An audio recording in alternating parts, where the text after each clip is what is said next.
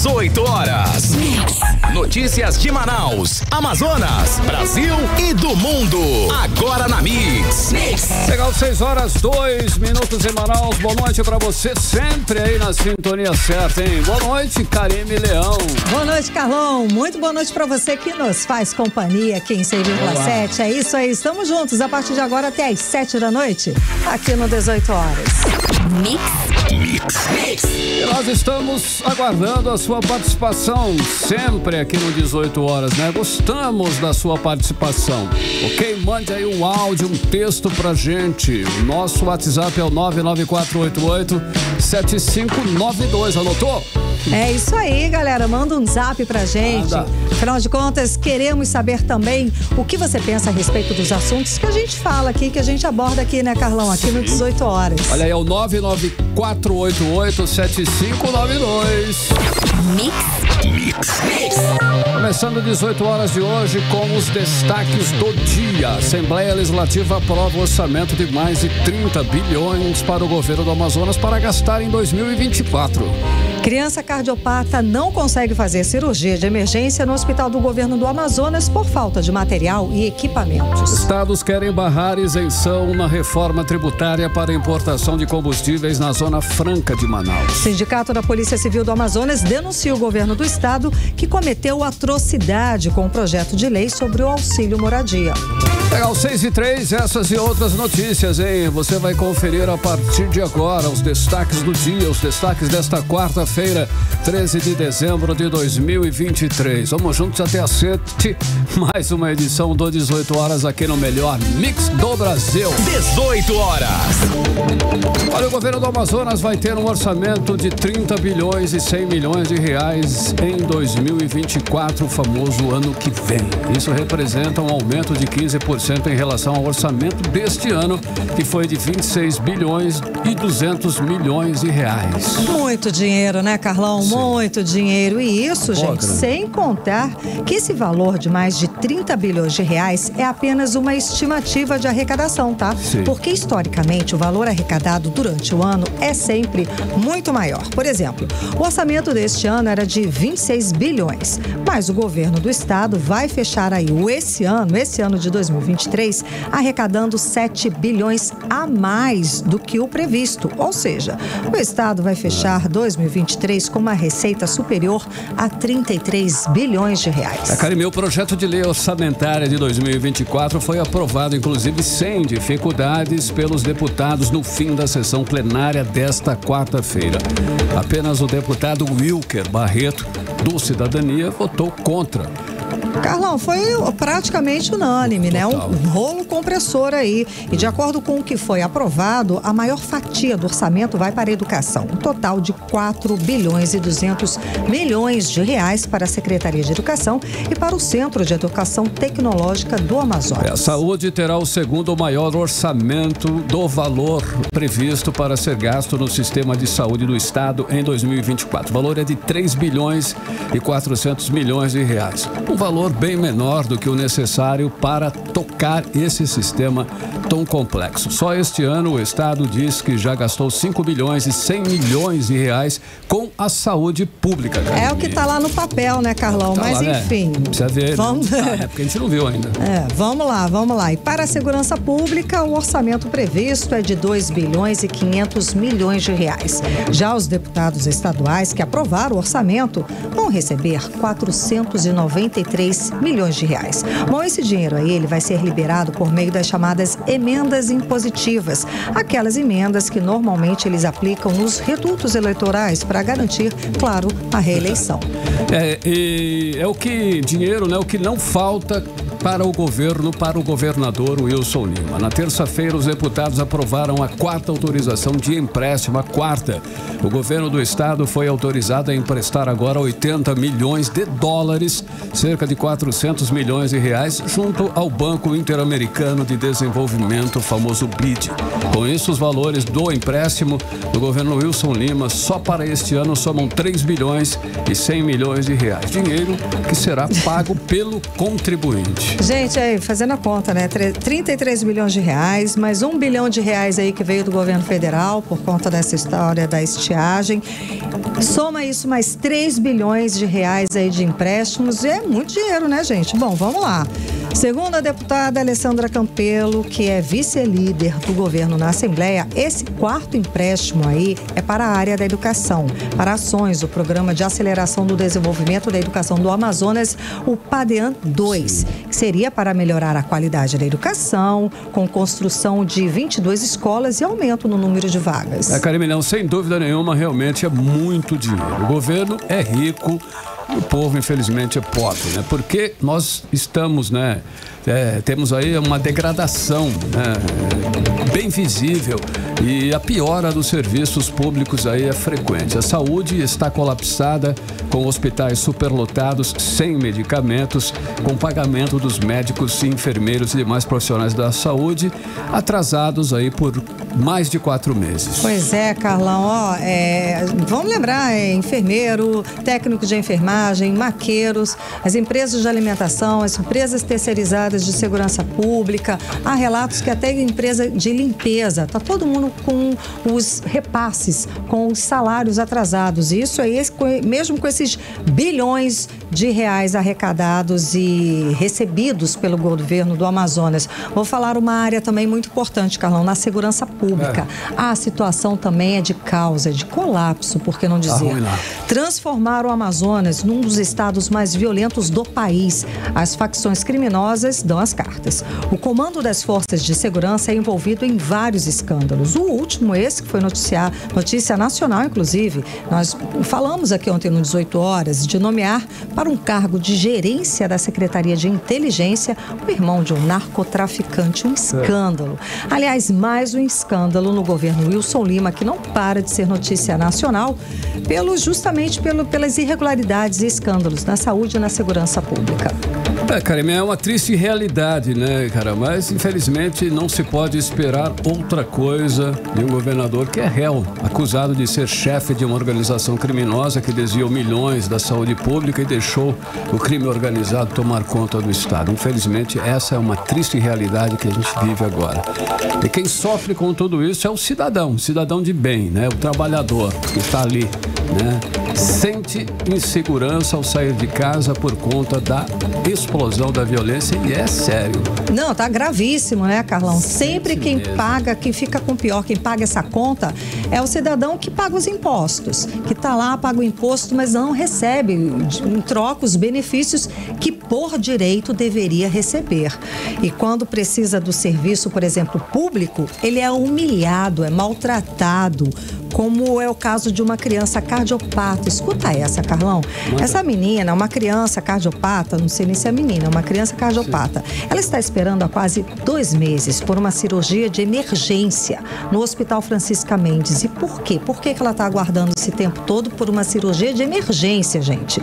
O hospital não tem equipamentos, nem o material necessário para a cirurgia. Karime, até o laboratório de hemodinâmica que usa a mesma técnica do cateterismo não está funcionando porque as máquinas estão paradas por falta de manutenção, que é o básico. Enquanto isso, a criança de 2 anos e 9 meses de idade luta para continuar viva. Vamos acompanhar mais detalhes sobre essa história agora com Jané Araújo. Pequena Gabriela Fonseca é portadora de cardiopatia congênita, cianogênica complexa, ou seja, tem má formação no coração desde o nascimento. Com apenas 8 dias de nascida, ela já foi submetida a uma cirurgia cardíaca e agora precisa de um cateterismo e uma angioplastia pulmonar. Gabriela está internada há quase 2 meses à espera desses procedimentos, mas apesar de estar com muita dificuldade para respirar, não há previsão de a criança fazer a cirurgia, conforme relata a mãe dela, Gádara Teixeira Sampaio.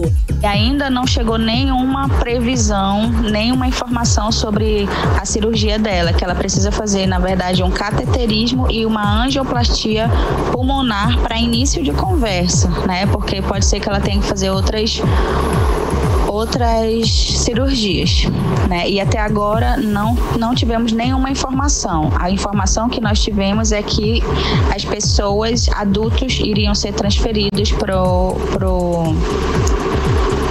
Getúlio Vargas, mas as crianças eu não sei, pelo menos não me informaram. E aí eu queria saber o que iria acontecer com as crianças cardiopatas. De acordo com Gádara Sampaio, a saturação de sua filha está muito baixa e ela tem medo que Gabriela não aguente a espera ou que fique com sequelas pela falta da cirurgia. Apesar do quadro grave, a cirurgia não pode ser realizada porque, embora o Francisca Mendes seja credenciado para fazer o procedimento e disponha de profissionais capacitados para isso, o hospital não tem insumos ou materiais como próteses, órteses e outros para fazer o cateterismo na criança. Além disso, segundo o laudo médico de Gabriela, o laboratório de hemodinâmica do Hospital Francisca Mendes está com as máquinas paralisadas por falta de manutenção. O de hemodinâmica se dedica à realização de diagnósticos, pequenas intervenções e cirurgias de vasos sanguíneos. O pior é que Gabriela não é a única criança cardiopata à espera de cirurgia no Hospital Francisca Mendes, segundo Gádara Sampaio. Realmente a situação está muito crítica, não só para minha filha, mas para muitas crianças que estão lá internadas. Tem umas que estão lá há 4 meses já, praticamente, precisando do cateterismo. Odinaia Araújo para o 18 horas. Você está ouvindo 18 horas. Legal, agora 6h13 em Manaus, agora falando de economia, hein? O assunto é economia. É que o consórcio formado pela Eneva e pelo Grupo Atem arremataram a concessão para a exploração de campos de petróleo na bacia do Amazonas em leilão da Agência Nacional de Petróleo, hein? Olha aí, Carlão. E a repórter Nathalie Moraes está aqui ao vivo com a gente. Tem mais informações a respeito do assunto. Boa noite, Nathalie. Então, o investimento previsto é de mais de R$1 milhão, é isso mesmo? Boa noite. Boa noite, Karime. Boa noite, Carlão. Boa noite, ouvintes. Sim, Karime, o investimento previsto aí é na área de R$1,2 milhão. É importante a gente destacar, Karime, que esse leilão aconteceu aí mesmo com a recomendação contrária do Ministério Público Federal. A Agência Nacional de Petróleo e Gás Natural e Biocombustíveis, a ANP, realizou, esse leilão de blocos para a exploração de gás e petróleo na bacia aqui do Amazonas, em áreas aí que, segundo o Ministério Público, interferem em terras indígenas. A Atem também levou aí sozinha 4 blocos, nesse leilão, 4 blocos exploratórios no mesmo setor, com bônus aí de R$7,8 bilhões e a Eneva arrematou aí cerca de 80%. A área é conhecida, Karime, como Marginal do Japim e fica ali entre os municípios de São Sebastião do Atumã e Urucará, no interior aqui no Amazonas, Dentro aqui da nossa floresta amazônica, os poços ficam na margem do braço do rio Maripaá. Depois do leilão, o Ministério Público Federal pediu aí explicações da Agência Nacional de Petróleo, para que eles se manifestem sobre a manutenção desses blocos exploratórios, da bacia aqui no Amazonas, e eles têm aí o prazo de 5 dias agora para prestar esses esclarecimentos, dessa venda dentro desses territórios indígenas. A Eneva, arrematou a maior parte desse consórcio e é responsável pela unidade de tratamento de gás do Azulão no município de Silves, no interior aqui do nosso estado. Essa é a primeira área produtora de gás na bacia aqui do nosso Amazonas. A atuação da empresa na região, como eu disse, tem sido alvo aí de fiscalizações constantes do Ministério Público Federal. Karime e Carlão. Obrigada, Nathalie, pelas informações. Valeu, Nathalie, boa noite. Boa noite. Agora 6h15, você no melhor mix do Brasil. 18 horas. Olha, os estados querem barrar isenção na reforma tributária para importação de combustíveis na Zona Franca de Manaus. Ao que tudo indica, nessa batalha o Amazonas, Karime e ouvintes, não levará a melhor. Pois é, não tá fácil não, viu, Carlão? Porque nem mesmo o governo aqui do Amazonas está confiante. Bom, apenas 3 estados que podem ser beneficiados com isenção não assinam o documento, que é a Amazonas, claro, Rondônia e o Amapá. Vamos conferir os detalhes agora com a Odinaia Araújo. O Concefaz Concefaz, comitê que reúne os secretários estaduais de Fazenda de todo o país, está pedindo ao Congresso Nacional a retirada de um dispositivo da reforma tributária que isenta a importação de petróleo, lubrificantes e combustíveis por empresas sediadas na Zona Franca de Manaus e outras zonas de livre comércio do país. Em carta endereçada aos deputados e senadores, 24 secretários de Fazenda querem o cancelamento do inciso que trata sobre a isenção. Segundo o Concefaz, a manutenção do dispositivo resultará em uma perda de arrecadação para todos os entes federados entre 20% a 30%. Na avaliação do secretário de Desenvolvimento, Indústria e Tecnologia do Amazonas, Serafim Correa, nessa batalha dificilmente o Estado sairá vencedor. Essa questão da isenção dos combustíveis é algo bastante delicado para a gente obter vitória, porque o que acontece? Nós temos o apoio de 2 estados, Rondônia e Amapá. Então é uma tese que o Amazonas tem 8 deputados, Rondônia tem 8, o Amapá tem 8. Isso dá 24 deputados, mas no total são 513. Nós temos que ver que a correlação de forças nos é adversa. Então será muito difícil a gente conseguir manter essa isenção na reforma tributária para os combustíveis na Zona Franca de Manaus. Estou sendo realista, a gente tem que ter noção exata do que é correlação de forças. O Concefaz deixou claro em seu pedido que não é contrário à concessão de benefícios fiscais para o Amazonas, desde que os produtos importados sejam consumidos dentro do estado. Odinaia Araújo para o 18 horas. Você está ouvindo 18 horas. Olha, o Comitê de Política Monetária, o Copom, do Banco Central, decidiu reduzir a taxa básica de juros da economia em 0,5 ponto percentual, de 12,25% para 11,75% ao ano. Essa é a 4ª queda consecutiva. A decisão do Copom foi unânime. O cenário externo está menos adverso do que estava na reunião anterior, que foi realizada no início de novembro, segundo o Banco Central. Bom, o órgão afirma que houve aí uma queda nas taxas de prazos mais longos lá nos Estados Unidos e, com isso, sinais iniciais de queda nos núcleos de inflação. Bom, taxa de juros mais baixas reduz o crédito, os financiamentos de uma forma geral. Mix. Agora são 6h19 em Manaus, você conferindo os destaques do dia em mais uma edição do 18 horas. Fica ligado aí em 100,7, daqui a pouquinho você vai saber que o Sindicato da Polícia Civil do Estado denuncia que o governo do Amazonas cometeu atrocidade com o projeto de lei que estabelece o pagamento do auxílio moradia. Atenção, esse é o nosso assunto em instantes, já aqui no 18 horas. Mix. E agora nós vamos conferir tempo e temperatura. É a previsão do tempo para amanhã, quinta-feira. Tempo e temperatura, Karime Leão. Previsão do tempo. Segundo informações do Climatempo, a previsão para amanhã é de sol e aumento de nuvens de manhã com pancadas de chuva à tarde e à noite. A mínima prevista é de 25 graus, a máxima não deve passar dos 32 graus. As chances de chuva são de 90% e a umidade relativa do ar fica entre 52% e 93%. E, segundo o Instituto Nacional de Meteorologia, o Amazonas tem previsão de chuva em todo o estado durante esta semana. A previsão é para o período que segue até a próxima segunda-feira, dia 18. Para o período, são previstas pancadas de chuva que podem ser acompanhadas de raios, rajadas de vento e trovoadas. Mix.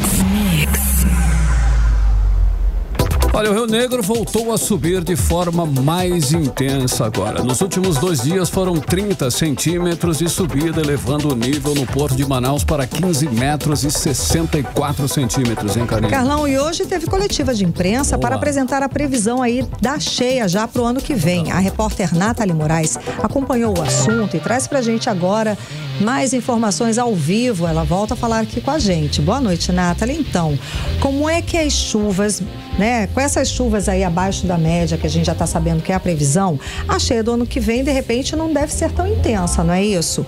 Conta mais pra gente a respeito dessas previsões para o ano que vem, Nathalie. Boa noite, bem-vinda de volta. Boa noite mais uma vez, Karime. Boa noite, Carlão. Ó, pra você que tá ouvindo aí a gente agora entender um pouco mais, foi divulgado hoje o primeiro alerta de cheia. Mas como assim, né, Nathalie? A gente acabou de sair aí dessa seca histórica, na estiagem, né? A gente tá falando tanto de estiagem, já tem previsão de cheia pro ano que vem? Já tem previsão de cheia pro ano que vem. E a estimativa é que a cheia do ano que vem não ultrapasse a marca histórica de 30 metros e 2 centímetros. Essa foi a cheia recorde registrada aqui na nossa capital, né, no ano de 2021. Essa informação foi divulgada em coletiva de imprensa na manhã de hoje pelo Centro Gestor Operacional de Sistema e Proteção aqui da Amazônia, o CECIPAM, que é um órgão aí vinculado ao Ministério da Defesa Nacional.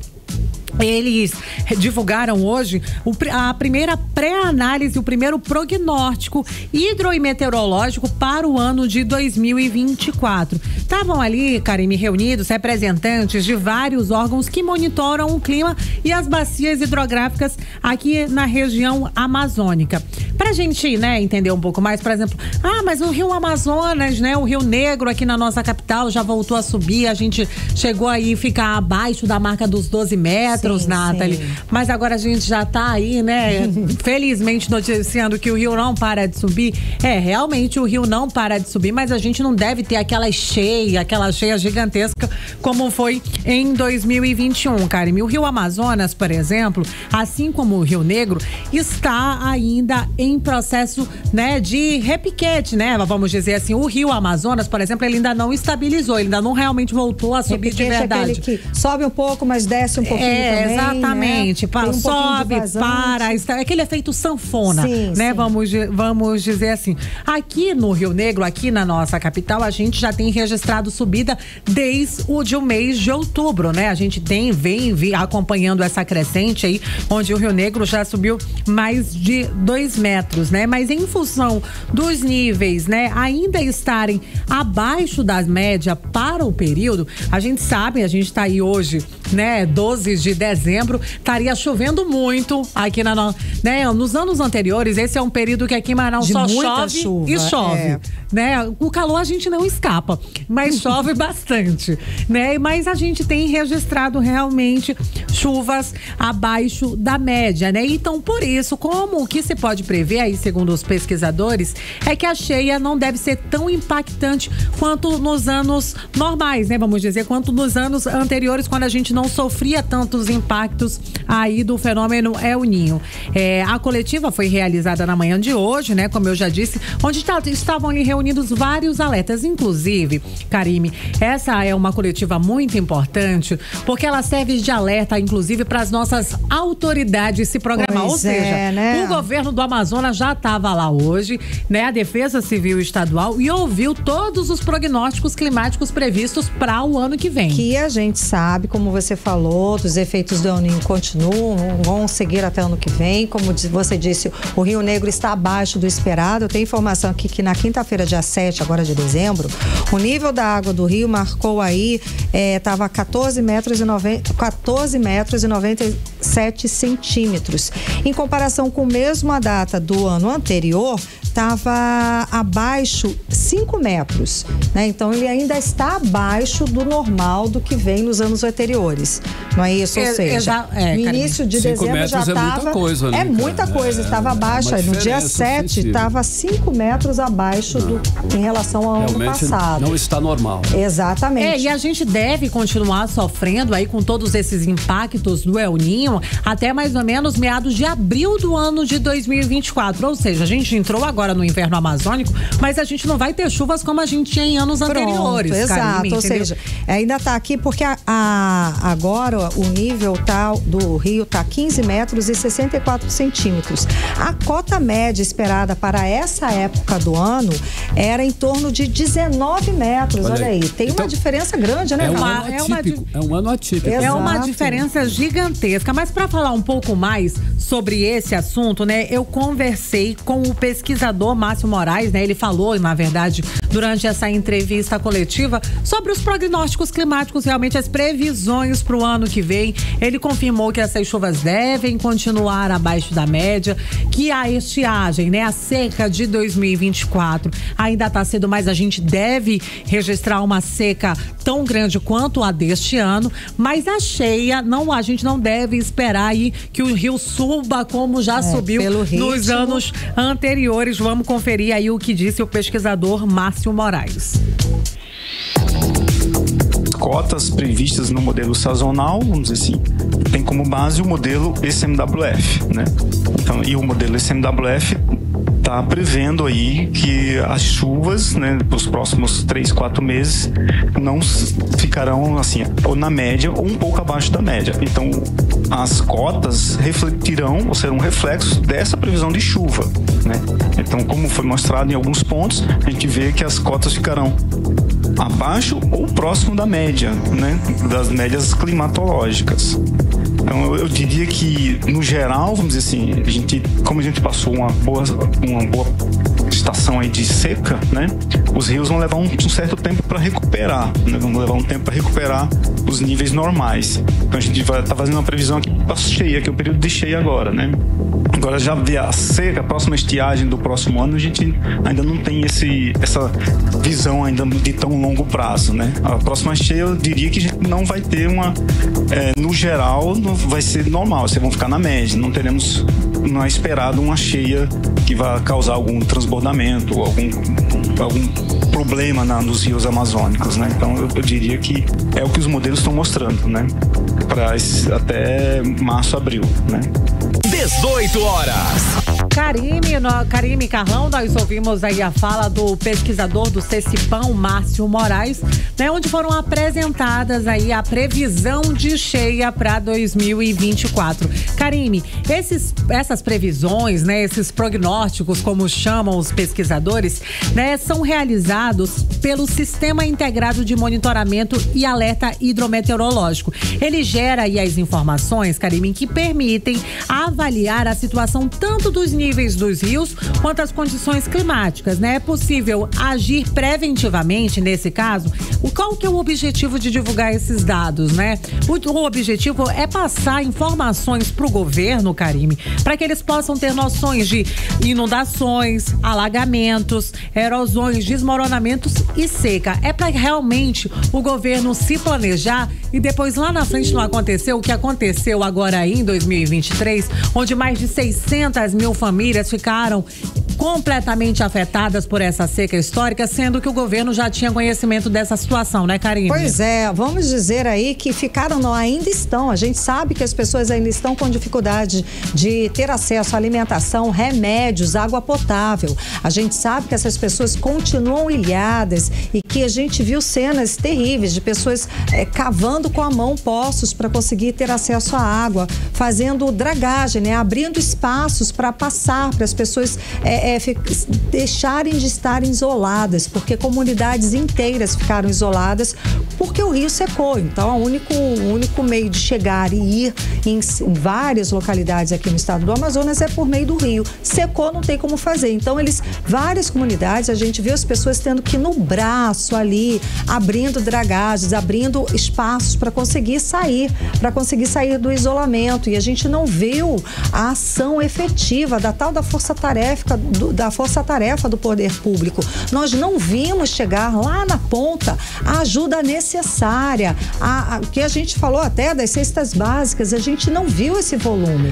O governo, ontem a gente falou esse número. 1,8 toneladas, né, foram doadas aí pelo governo, e a gente teve instituições privadas, igrejas, a igreja na qual eu frequento, por exemplo, doou cerca de 15 toneladas de alimentos, né, para essas comunidades, para essas pessoas que ficaram isoladas em meio a essa seca histórica. Karime, durante a coletiva, os pesquisadores reforçaram, né, os especialistas reforçaram que temem sim que a seca de 2024 possa ser ainda mais severa do que o que foi registrado nesse ano. Ou seja, né, Val, a gente pede a Deus para que realmente isso não aconteça. Só Deus mesmo, né? Porque o governo intervir tá difícil. Não existe mesmo, olha aí. Estamos aqui, dezembro de 2023, a gente já está sabendo dos prognósticos, das previsões de uma seca tão severa ou mais severa do que tivemos esse ano. E, de novo, cadê o planejamento, gente? Não foi feito aí comitê, força-tarefa, não sei mais o quê. Só que a gente não viu aí uma explicação para a sociedade de onde foi aplicado aqueles mais de R$1 bilhão vindos do governo federal para ajudar justamente o Estado nesse período de seca. A gente não viu essa satisfação, o planejamento. Olha, tantos foi aplicado aqui, tantos milhões foram aplicados em outro lugar. Nós não vimos, a gente viu o Ministério... Até agora não. Até agora nós não existe vimos. política preventiva, não né? existe. O que a gente está vendo é a natureza, né? Voltando ao normal, se encarregando. Porque se realmente continuasse a seca, nós estaríamos... Não, a fumaça, gente. Até agora, no início de dezembro, fim de novembro, a gente estava aqui à mercê de várias queimadas. Não vimos também o resultado disso.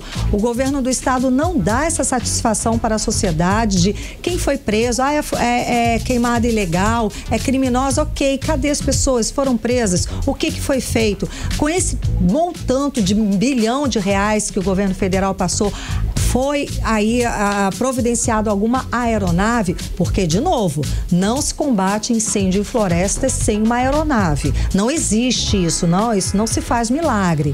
Força-tarefa do Corpo de Bombeiros conseguiram realmente efetivar e chamar os concursados, cerca de 5.000 pessoas concursadas no último concurso do Corpo de Bombeiros que estavam aguardando, chamaram uma parte e o resto. Mas esperar a situação piorar no que vem para falar, não dá para chamar porque precisa de um período de adaptação. Se chamar agora, não entra né, no trabalho, não entra ali na área, não entra no combate ao fogo imediatamente. Gente, estamos em dezembro, dá tempo de chamar todo mundo, dá tempo de fazer um grande planejamento, um grande e belo planejamento, apresentar para a sociedade, porque vocês devem sim toda a satisfação para a sociedade civil. Vocês estão aí porque foram eleitos e vocês mexem com o quê? Com o nosso dinheiro. Vocês estão com dinheiro público, vocês estão com meu dinheiro. E eu quero saber sim para onde que está indo esse dinheiro,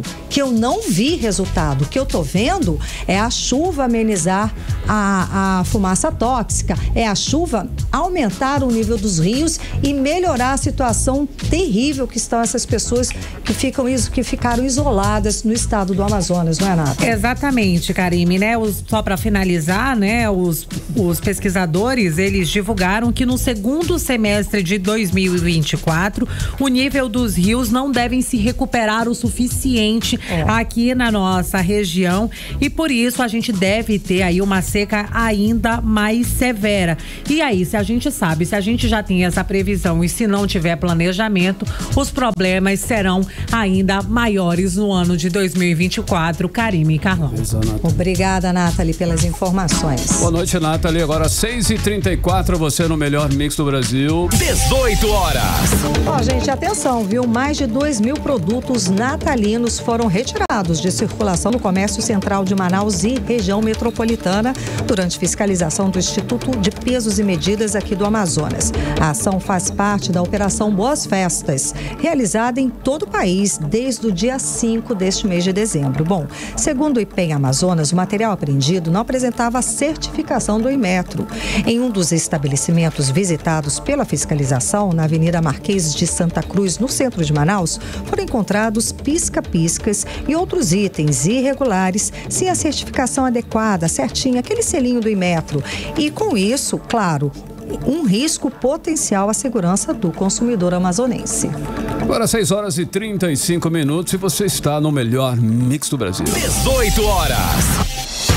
Olha, o Sindicato dos Servidores da Polícia Civil do Amazonas denuncia que o governo do Amazonas cometeu atrocidade contra os policiais ao aprovar na Assembleia Legislativa o projeto de lei que estabelece o pagamento do auxílio moradia aos servidores da categoria dependendo da distância e da dificuldade de acesso ao município de lotação, Karine. Pois é, Carlão, ainda segundo o sindicato, as mudanças do governo do Amazonas foram classificadas como retrocesso e duro golpe contra a categoria. O repórter André Meirelles explica mais pra gente sobre o assunto.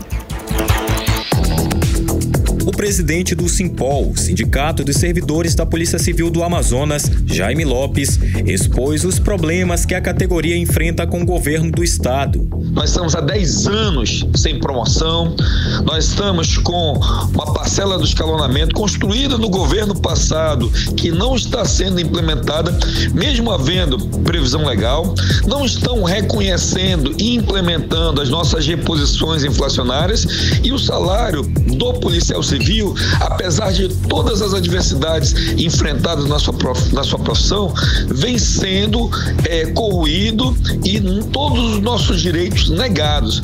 O governo do Amazonas propôs nesta terça-feira o projeto de lei com alterações nas regras para pagamentos de auxílio moradia e de ajuda de custo a policiais civis designados para os municípios do interior do estado. A proposta prevê o pagamento do auxílio moradia conforme a distância e a dificuldade de acesso ao município de lotação. Com isso, os agentes que trabalham em municípios mais próximos de Manaus, como Iranduba e Itacoatiara, passam a ganhar menos do que aqueles em cidades mais distantes, como Tabatinga e São Gabriel da Cachoeira, no extremo oeste do estado. Com as mudanças propostas, o percentual será conforme o município. O governo estadual também propôs estender de 90 para 365 dias o tempo mínimo que um policial deve permanecer em uma cidade para poder receber ajuda de custo em caso de eventual mudança para outro município. A indenização corresponde a 50% sobre o salário do servidor. Ao tomarem conhecimento da proposta, sindicatos que representam a categoria convocaram policiais a ir à Assembleia Legislativa e pressionar os deputados para votarem contra a proposta. Usando cartazes, um grupo protestou na galeria, mas nem mesmo o barulho foi suficiente para impedir a aprovação do projeto, que é de autoria do governo do estado. O projeto foi aprovado e teve apenas 2 votos contrários.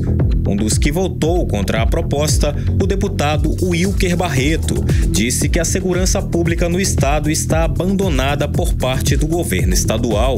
Votei contra por uma razão muito óbvia. A segurança pública hoje do Amazonas, em especial do interior, está abandonada. São esses policiais e escrivãos que estão lá e delegados que estão assumindo uma função de um desaparelhamento da segurança pública. E isso se refletiu agora na votação do orçamento, sem nenhum investimento. Certo? Votei contra, sustentei, mas infelizmente fui voto vencido. Mas eu entendo que o papel da Assembleia é continuar fiscalizando.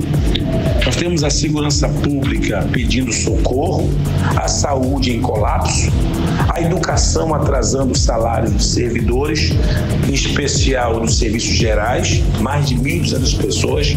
Então, nós estamos vendo para onde foi o orçamento do Estado. Eu venho alertando, as contas do Estado pararam de pagar fornecedores desde agosto deste ano, ou seja, no início do segundo semestre. Então, foi uma derrota para as forças de segurança a redução do auxílio moradia. O Sindicato dos Escrivães e Investigadores da Polícia Civil do Amazonas, que representa a categoria mais atingida, alegou que a proposta é um duro golpe. De acordo com o sindicato, a realidade dos policiais civis que estão no interior é completamente diferente da capital. André Meirelles para o 18 horas. Você está ouvindo 18 horas. Olha agora, 6 horas e 40 minutos. Escuta essa, olha, um levantamento. Nada menos que 47,6 milhões de brasileiros estão potencialmente, olha só, sob vigilância de câmeras de reconhecimento facial no país. O levantamento é do Centro de Estudos de Segurança e Cidadania, Karine. Carlão, isso se representa aí cerca de 1/5 da população. E segundo o estudo, a região sudeste tem pelo menos aí 21,7 milhões de pessoas que estão sujeitas a essa tecnologia. Legal, 6 horas e 40 minutos. Quero lembrar você, querido ouvinte, que você pode participar com a gente aqui no 18 horas, aqui no melhor Mix do Brasil. Participar do programa através do nosso WhatsApp, mandando aí a sua mensagem, mandando um áudio, mandando uma foto 3x4.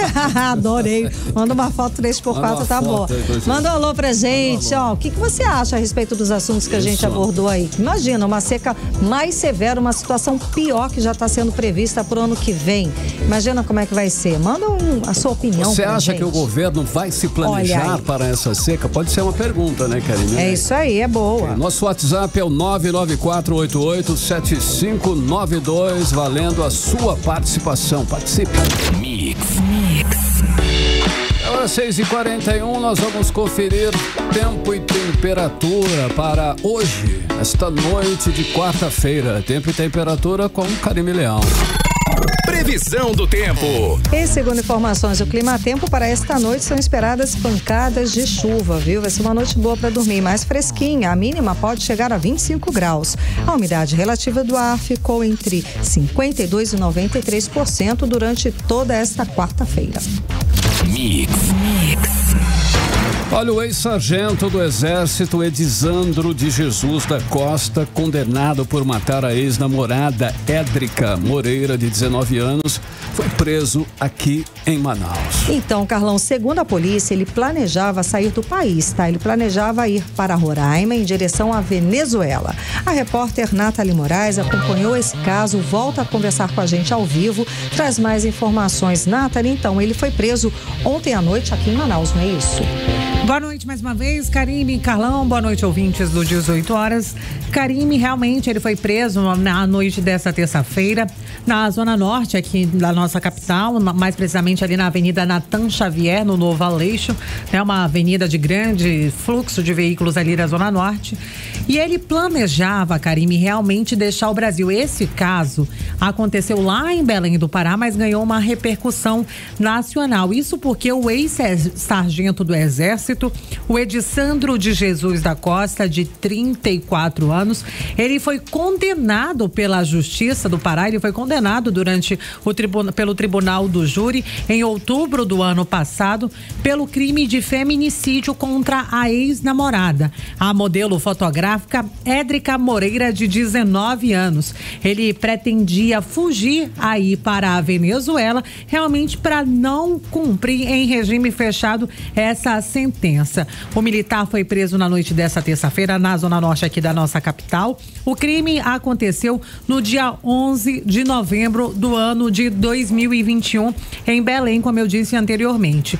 A investigação mostrou, Karine e Carlão, que o Edisandro, não estava nada satisfeito com o término do relacionamento. O delegado Cícero Túlio, que realizou a prisão dele aqui em Manaus, Karine, conversou com a imprensa e ele disse o seguinte: era um relacionamento ainda muito recente, eles tinham cerca de 4 meses de namoro e ele não aceitava de forma nenhuma o fim desse relacionamento.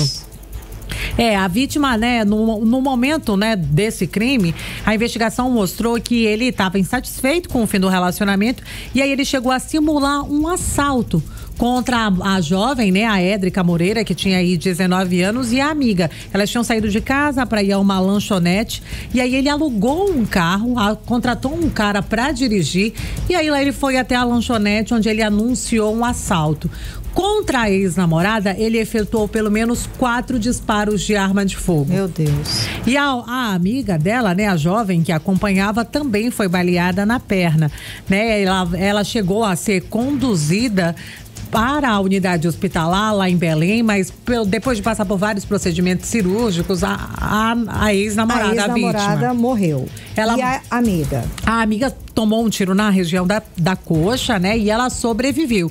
Inclusive, tanto a vítima do feminicídio quanto a amiga, Karime, falaram ali para a polícia durante o depoimento que ele teria efetuado os disparos. A vítima, antes de morrer, chegou a reconhecer ele ali, né?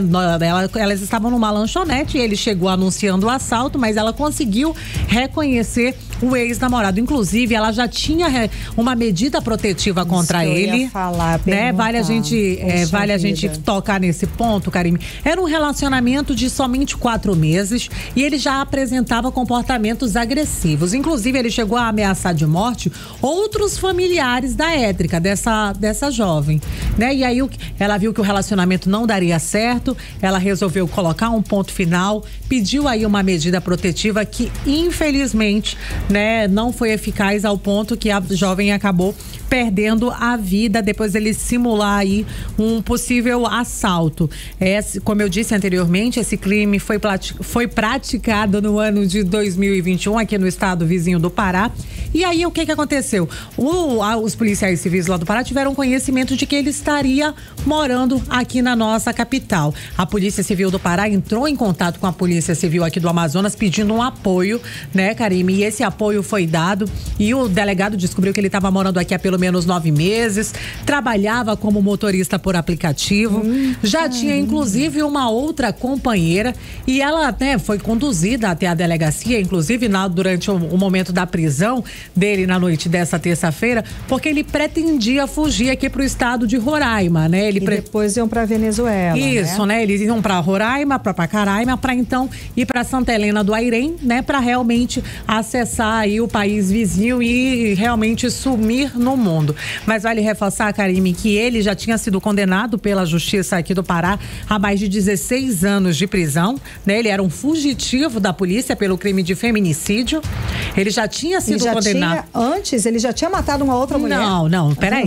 Ele cometeu esse crime, né, em 2021, em novembro de 2021. Em outubro do ano passado, ele foi preso, ele foi condenado pela polícia, mas ele conseguiu ali, né, sair da delegacia, né, ele fugiu. E aí ele fugiu do Pará. E aí ele veio para Manaus e ele estava levando a vida tranquilamente, como eu disse, já tinha até uma companheira por aqui. E a companheira, inclusive, foi levada para a delegacia e o delegado afirmou que ela tinha conhecimento que ele tinha cometido esse feminicídio.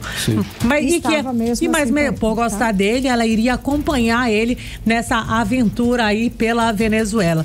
Mas essa tentativa de fuga foi frustrada e aí ele deve passar por audiência de custódia e ele deve ser devolvido, né? Ele deve ser levado de volta aí realmente para Belém do Pará, né? Para então cumprir aí a pena de feminicídio do crime, né? Que ele teria matado aí a ex-namorada, a Édrica Moreira, e pela tentativa de homicídio da Tamara Silva Rodrigues, a amiga dela. Uma outra notícia, Karime, de um caso que ganhou grande repercussão aqui na nossa capital, é que a Justiça aqui do Amazonas prorrogou por mais 30 dias, né? A prisão do técnico de vôlei Wanderson Brandão Barbosa, de 40 anos. Ele é suspeito de abusar sexualmente aí dos jogadores de vôlei. Você lembra que a gente falou sobre esse caso? Os jovens, né? Exatamente. A decisão, Karime e Carlão, atende aí o pedido da Polícia Civil aqui do Amazonas após a identificação de mais de 10 vítimas nesse caso. O professor atuava na seleção amazonense de vôlei masculina na categoria sub-16. Ele está preso desde o dia 14 de novembro. Ele foi preso em flagrante. O homem foi encontrado dormindo na cama com 2 jogadores de apenas 15 anos de idade. Com as novas denúncias, né? A polícia, depois da prisão dele, foi divulgada a foto e a delegada Joyce Coelho, né? Que é quem conduz essas investigações, que está à frente à delegacia especializada em proteção à criança e ao adolescente, ela realmente botou a cara dele ali para que as mães, né? As pessoas que tivessem denúncias para fazer. Outras denúncias, né? E brotaram denúncias, foram mais de 10 denúncias, além dessa dessas 15 vítimas que já estavam ali com ele, Karime. Por isso, né, a Polícia Civil do Amazonas pediu a prorrogação da prisão. Essa decisão foi acatada pela Justiça do Amazonas e ele deve permanecer preso agora por mais 30 dias. Karime e Carlão. Obrigada, Nathalie, pelas informações. Boa noite. Valeu, Nathalie. Boa noite. Boa noite. Agora 6h50, você no melhor mix do Brasil. Karime, nós temos participação pelo nosso WhatsApp? Temos sim, olha Carlão. Aí. Escuta, da Mara Freitas do São Raimundo. Ela disse o seguinte: nunca na história do Amazonas um governador teve tanto dinheiro para administrar o estado como o senhor Wilson Lima. Mais de 150 bilhões de reais em 5 anos e não deixa nenhum legado. Segundo a Mara Freitas, tá? O estado está abandonado, a saúde e a segurança no colapso e o governador não para de endividar o estado. Uma vergonha. Isso aí. Mara Freitas do São Raimundo pelo WhatsApp, né, Carlão? Sim, valeu, Mara. Participe também. 99488-7592. Mix. Olha, entrou em vigor hoje o novo teto de juros do consignado para aposentados e pensionistas do INSS. O valor é 0,04 ponto percentual menor que o antigo limite de 1,84% ao mês, que vigorava desde outubro. E o teto dos juros para o cartão de crédito consignado caiu 2,73% para 2,67% ao mês. As mudanças foram propostas pelo próprio governo federal. Mix. Economia. Bem, vamos conferir os indicadores econômicos de hoje. O dólar comercial fechou o dia em queda de 0,97% e segue cotado a R$ 4,91. O euro fechou em queda de 0,08% aos R$ 5,35. O Bitcoin fechou o dia valorizado em 2,76% aos R$ 211.328. E o Ibovespa fechou em alta de 2,03% aos 128.967 pontos. Bom, e o pagamento do 13º salário deve injetar cerca de 291 bilhões de reais na economia brasileira. E para alguns pais, esse dinheiro extra vai chegar em boa hora para adiantar a compra do material escolar. É isso aí, né, Carlão? Vale tudo para tentar garantir aí um desconto, como explica a repórter Nathalie Moraes.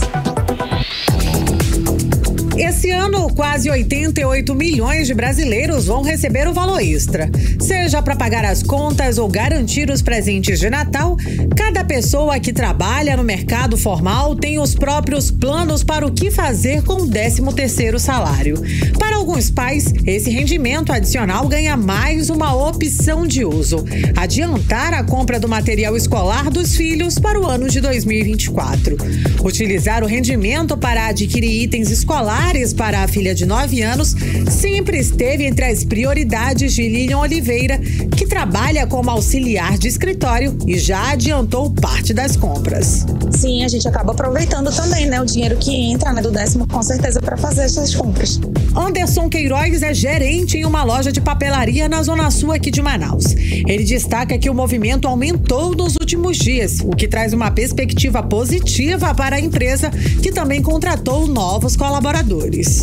A gente já está a partir da segunda quinzena de dezembro com as lojas prontas e estruturadas para receber essa demanda. O principal ganho da antecipação é o tempo, é poder fazer a sua compra com tranquilidade. Por outro lado, o presidente da Câmara dos Dirigentes e Lojistas de Manaus, Ralph Assayag, defende que a população pode encontrar melhores ofertas nos meses de janeiro e fevereiro de 2024. O comércio que vende material para a volta às aulas estão se preparando para as vendas em janeiro e fevereiro. Guarde seu 13º para quando chegar nessa data ser o Natal dessas lojas, aonde vão ter uma variedade muito grande e volume de preço para você poder escolher. Espere que em janeiro e fevereiro essas lojas possam estar vendendo o produto todo do material do volta às aulas. Nathalie Moraes para o 18 horas. Você está ouvindo 18 horas. 18 horas. Esporte. Legal, 6h54, giro esportivo hoje com André Meirelles. Boa noite, André. O presidente da CBF continua afastado do cargo. Procede, André? Isso mesmo, Carlão. Muito boa noite para você, boa noite, Karime, todos que nos acompanham. Porque a presidente do Superior Tribunal de Justiça, Maria Tereza, negou o recurso apresentado pelo presidente da Confederação Brasileira de Futebol, a CBF, o Edinaldo Rodrigues. A magistrada manteve a decisão da Justiça do Rio de Janeiro, que destituiu Edinaldo da presidência da instituição desportiva. O STJ deixou, então, o presidente licenciado do STJD, o José Perdiz, por 30 dias úteis para convocar a eleição na CBF. Olha, e o jogo do Flamengo, que deve ser realizado aqui em Manaus, pode ser contra o Ajax pela primeira rodada do Campeonato Carioca, Esse jogo deve acontecer, Carlão, no dia 17 ou 18 de janeiro, já agora, daqui a pouco em 2024, Tá logo aí. E o Corinthians avançou nas conversas com o Flamengo para contratar o volante Thiago Maia e o lateral direito Mateuzinho, A pedido do técnico Tite, o clube carioca deve receber o volante Fausto Vera na negociação, A chegada da dupla deve preencher aí duas lacunas no Corinthians, O clube procura um reserva para Fagner como a provável aí saída do Bruno Mendes, E pelo segundo ano consecutivo, o Flamengo domina o balanço de público e renda da temporada no Brasil. E apesar de não ter conquistado nenhum título, o Mengão colocou quase 2 milhões de pagantes em seus 37 jogos como mandante e terminou como protagonistas nos rankings de arquibancadas e bilheterias aqui no Brasil. E já a partida com o maior público e a maior renda deste ano foi a final da Libertadores no Maracanã, em que o Fluminense derrotou o Boca Juniors aí por 2-1. E agora falando aí, para encerrar aqui, o Santos fechou na madrugada de hoje a contratação do técnico Thiago Carpini do Juventude. O profissional deve ser anunciado pelo Peixe nos próximos dias, E chega ao clube para comandar a equipe na disputa da Série B do Campeonato Brasileiro, Para selar a contratação, o Santos tem que arcar aí com uma multa prevista no contrato com o Juventude, O Peixe já sinalizou que fará o pagamento estipulado aí, sabe quanto, Carlão? Valor somente de R$1 milhão. Olha aí. Boa. Essa foi boa. Muito obrigada, André Meirelles, pelas informações. Mix. Olha só, o Abrigo Moacir Alves lançou a campanha Adote um Acolhido e Seja o Papai Noel nesse Natal. Os pedidos dos pequenos acolhidos pela instituição estão em cartinhas, Karime. Exato, e nas cartinhas, é claro, estão lá os pedidos de presentes de cada um. Os presentes vão ser entregues durante a festa de Natal da instituição, como explica a repórter Nathalie Moraes. O Abrigo Moacir Alves é uma instituição dedicada ao acolhimento de crianças e adolescentes com deficiência. E lançou nesta semana a campanha Adote um Acolhido e Seja o Papai Noel neste Natal.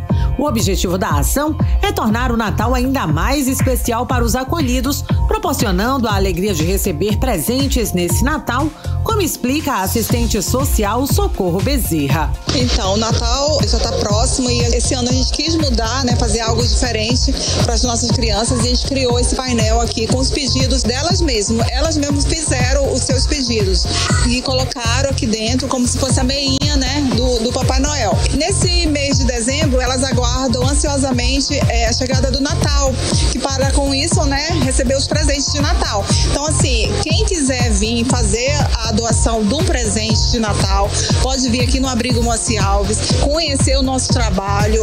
Ao todo, são 66 cartas que foram elaboradas pelos acolhidos. Para participar, basta visitar o espaço localizado na rua Professora Leia Alencar, número 1014, na Alvorada 1, em frente à maternidade do bairro da Alvorada. Pegar a sua cartinha com a foto do acolhido e conhecer um pouco mais sobre o trabalho desenvolvido pelo abrigo, como explica a assistente social. Pode comparecer aqui na rua Professora Leia Alencar, número 1014, Alvorada 1, bem na frente da maternidade.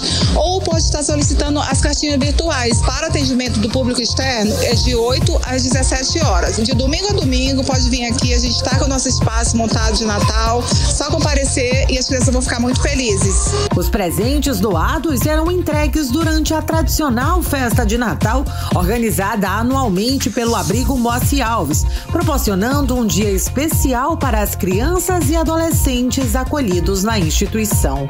Nathalie Moraes para o 18 horas. Você está ouvindo 18 horas. Agora em Manaus, 6 horas e 59 minutos. Seguimos direto para o Editorial 18 horas. Editorial 18 horas. Depois da crise na saúde que não chegou perto de ser superada, o governo do Amazonas se vê diante de uma crise nova na segurança pública agora. Mais uma crise na gestão que mostra o aprofundamento dos graves problemas na segurança. Uma sequência de fatos na semana. A nomeação de um irmão de famoso traficante em cargo de inteligência da polícia. E hoje a crise com os policiais civis, escrivães e outros servidores da segurança. O Simpol disse que o governo do Amazonas cometeu uma atrocidade contra os policiais com a aprovação da lei que estabelece o pagamento do auxílio moradia. A nova legislação aumentou muito a insatisfação dos servidores civis da área de segurança. E a tendência é de que o que estava muito ruim fique ainda pior. Tudo sob um silêncio estrondoso do governo do estado e de seus apoiadores nos parlamentos. 18 horas. 7:01, Karine, boa noite. Boa noite, um beijo, até amanhã. Até amanhã. Você ouviu 18 horas. As notícias do Brasil e do mundo. De volta amanhã.